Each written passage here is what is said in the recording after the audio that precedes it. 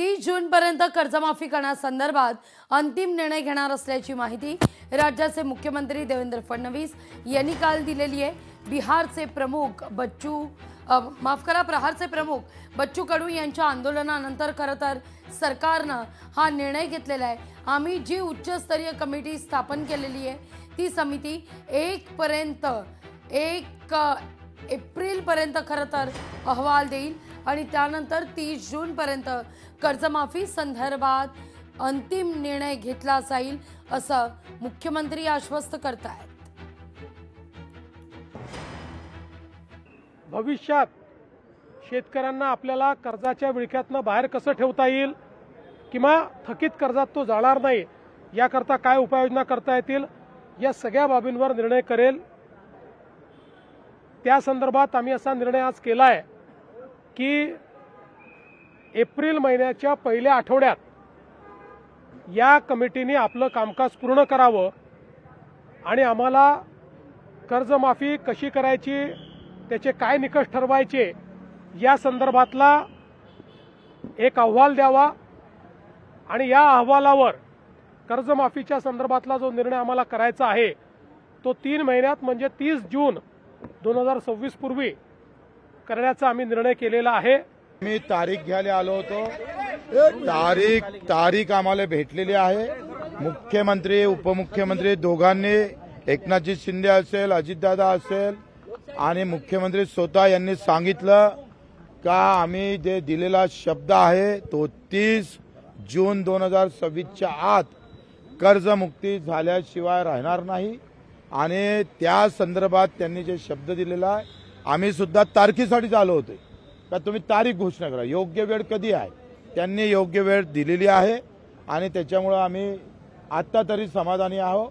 बाकीच्या सगळ्या संदर्भात त्यांचा आम्ही आभार मानतोय।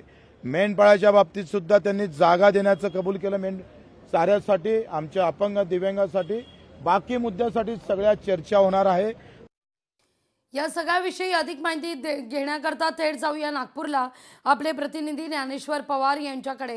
ज्ञानेश्वर, खरं तर आपण पाहतोय आपण समाधानी असल्याचं बच्चू कडू यांनी म्हटलेलं आहे। 30 जूनपर्यंत कर्जमाफी होईल असं सरकारकडून त्यांना आश्वस्त करण्यात आलेलं आहे। आज बच्चू कडू त्या ठिकाणी पोहोचतायत, आंदोलनास्थळी पोहोचतायत।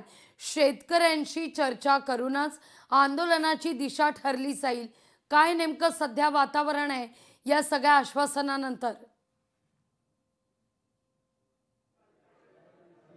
अगदीच लागवीजी, काल मुख्यमंत्र्यांसोबत बच्चू कडूसह इतर शेतकरी नेते जे आहेत त्यांची सकारात्मक चर्चा झाली आणि त्यानंतर बच्चू कडूंनी बैठक संपल्यावर जे आहे ते आपण समाधानी असल्याची प्रतिक्रिया जी आहे ती माध्यमांसमोर दिली। यावरूनच कुठेतरी आता शेतकऱ्यांना जे आहे ते मोठा दिलासा कालच्या बैठकीनंतर कालच्या मुख्यमंत्र्यांच्या निर्णयानंतर मिळाला असंच म्हणावं लागेल। मी सध्याला नागपूरच्या त्याच ठिकाणी ज्या ठिकाणी अजूनही आंदोलन सुरू आहे, या ठिकाणी या सभागृहामध्ये जे ते पावसाचं सावट असल्यामुळे आंदोलन स्थलांतर करण्यात आलं होतं। याच ठिकाणी जे आंदोलक बांधव शेतकरी बांधव जे आहेत ते थांबलेले आहेत। आपण पाहायला गेलं तर मोठं आंदोलन जे आहे ते या ठिकाणी नागपूरमध्ये शेतकऱ्यांचं उभारलं गेलं होतं। त्यानंतर कालचा जो निर्णय झाला त्यानंतर आनंदाचं वातावरण आहे आणि आज बच्चू कडू दुपारी 12 वाजेपर्यंत नागपूरमध्ये पोहोचतील अशी माहिती आहे आणि नागपूर विमानतळ ते आंदोलन स्थळ खापरी परिसरामध्ये या ठिकाणपर्यंत हे शेतकरी बांधव आज बच्चू कडू यांचं जंगी स्वागत देखील करणार। आपल्यासोबत स्वतः शेतकरी बांधव आपण त्यांच्याशी बोलण्याचा प्रयत्न करूया। भाऊ, कालचा जो काही निर्णय झाला तो तुम्ही त्याने समाधानी आहात का आणि आज बच्चू कडूंचं आगमन होणार आहे त्यानंतर कशा पद्धतीने तुमची या ठिकाणी तयारी राहणार? हे पण सगळ्यात महत्त्वाचं, या महाराष्ट्राला एक शेतकरी नेतृत्वाची गरज होती, ते बच्चू भाऊच्या रूपाने ते मिळालं आहे। राहिली गोष्ट, आतापर्यंत फक्त कर्जमाफी करू हे सांगत होतं पण कधी करू हे सांगत नव्हतं सरकार। तर आज सरकारने 30 तारीख ही जूनची कर्जमाफीची दिलेली आहे आणि आमच्या बच्चू भाऊचा सभा तोच होता की बाबांनो कर्जमाफी तर कधी। त्यामुळे बच्चू भाऊच्या आंदोलनाला हे यश आलं आहे, बच्चू भाऊच्या संघर्षाला यश आलेलं आहे आणि पंजाबमधील शेतकऱ्याप्रमाणे महाराष्ट्राचा शेतकरी नेता मिळाला आहे। बच्चू भाऊ कधी पोहोचणार आहे आणि बच्चू भाऊ आल्यानंतर काय स्वागत वगैरे केलं जाणार आहे? हो, बच्चू भाऊ हे विजयी सेनापती आहेत आणि प्रत्येक विजयी सेनापतीचं घरी आल्याच्या नंतर स्वागत करावं लागतं।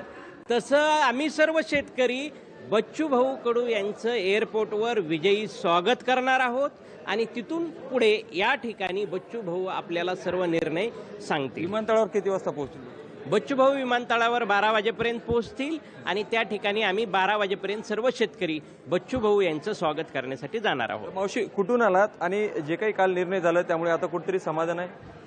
आम्ही नगरवरून आलोय आणि हे जे बच्चूभाऊंनी ह्या शेतकऱ्यांसाठी सगळा महाराष्ट्र पिंजून काढला आणि शेतकऱ्यांचा कोरा उतारा व्हावा म्हणून त्यांनी संघर्ष केला, त्याला काहीतरी आज दिलासा मिळाला, त्याच्यासाठी आम्ही समाधानी. नक्कीच. मात्र एकूणच पाहायला गेलं तर आंदोलन जे आहे ते तीव्र झालेलं होतं, रास्ता रोको झालेलं होतं, त्यामुळे कुठेतरी गुन्हे देखील दाखल झालेले आहे.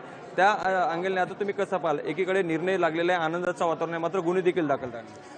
गुन्हे दाखल होणं काही नवीन गोष्ट नाही आहे. या संघर्षासाठी माननीय बच्चूभाऊ कडू यांचा 8-10 महिन्याचा असा वेगळाच संघर्ष राहिला की रक्ताच्या उलट्या होईपर्यंत त्यांनी म्हणजे जीवाची पर्वा न करता अस्तित्वाला पणाला लावून ते काम केलेलं आहे. यामध्ये दिव्यांग म्हणा, शेतकरी, शेतमजूर आणि सर्व लोकांची जीत आहे. शेवटी संघर्षाला न्याय मिळाला हेच अधोरेखित करावं वाटतं.